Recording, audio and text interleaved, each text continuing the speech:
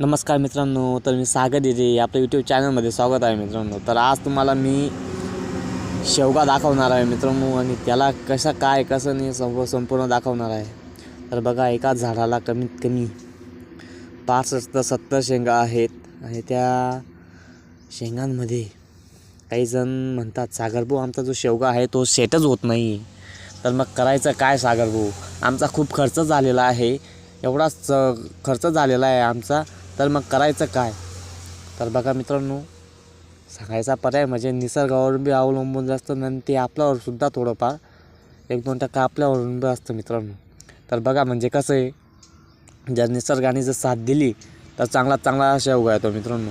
आणि जर मग काही जण म्हणतात हे बघा जेवढ्या शेंगा आहेत ते मधमाशीसुद्धा जास्त करून महत्त्वाचं म्हणजे मधमाखी सेट करते मित्रांनो। जी मधमाखी असते ना ती फुलावर बसते ना ती सेट करते शेवगाला।